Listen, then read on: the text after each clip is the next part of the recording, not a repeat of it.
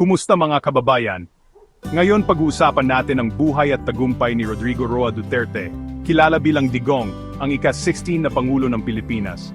Una, ang kanyang kontrobersyal na kampanya laban sa droga.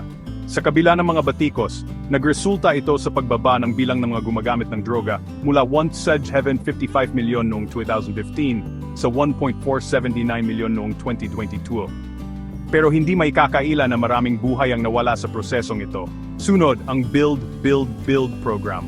Naglaan si Duterte ng malaking pondo para sa mga kalsada, tulay at iba pang infrastruktura.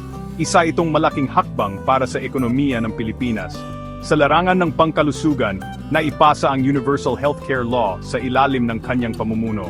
Isang malaking tulong ito para sa mga Pilipino, lalo na ang mga kapos sa buhay. Pinalakas din ni Duterte ang ugnayan ng Pilipinas sa China, kahit na may mga issue sa West Philippine Sea. Isang kontrobersyal na hakbang, pero nagresulta sa mga bagong oportunidad para sa bansa. Sa kabila ng mga tagumpay, maraming kontrobersya ang bumalot sa kanyang termino. Ang kampanya laban sa droga ay binatikos ng mga organisasyon tulad ng Amnesty International dahil sa karahasan. Mayroon ding mga alegasyon ng korupsyon laban sa kanya at sa kanyang anak na si Paolo Duterte. Pagkatapos ng kanyang termino, si Sara Duterte, ang kanyang anak, ay naging vice-presidente.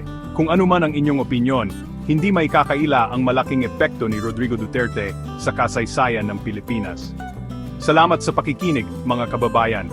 Huwag kalimutang mag-subscribe at i-click ang notification bell para sa iba pang makabuluhang kwento. Hanggang sa susunod.